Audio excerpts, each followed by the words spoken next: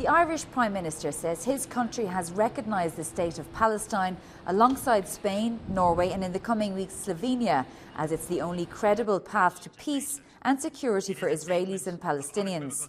Speaking exclusively to Euronews, Taoiseach Sаймon Harris says Palestinians have a legitimate right to statehood and a future defined by success instead of suffering.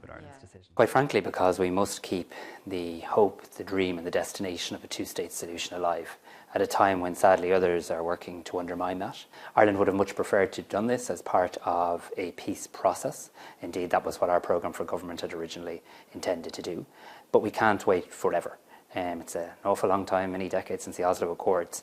Now more than ever, we need to speak up and speak out about the importance of a two-state solution, because that is ultimately what provides the people of Israel, the people of Palestine and the broader region with the stability and the peace that both Israelis and Palestinians deserve. And when you say others are seeking to undermine it, who are you talking about? Well, I don't think the Netanyahu government is in any way, shape or form committed to the delivery of a two-state solution. We've heard much rhetoric and commentary in relation to that. A two-state solution had been, I think, the widespread consensus that had emerged over many, many years about the need for a two-state solution.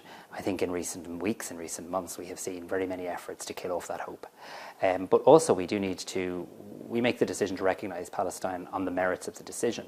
But I'm also particularly conscious that we make it at a time when there's an incredible, unconscionable humanitarian catastrophe unfolding in real time in Gaza, a scale of humanitarian catastrophe that I don't think yet we even comprehend.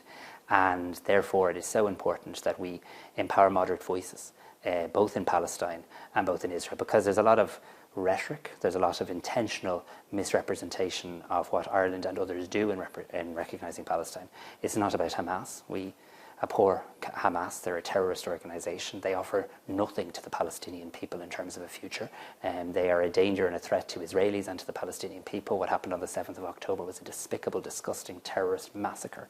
All hostages should be released unconditionally. But Irish people know better than most what it's like to have a terrorist organisation in many ways hijack your identity. Hamas is not Palestine, and we're able to differentiate between the two. Israel has reacted by recalling for consultations its ambassadors to Ireland and Norway, saying that the move undermines Israeli security and sovereignty.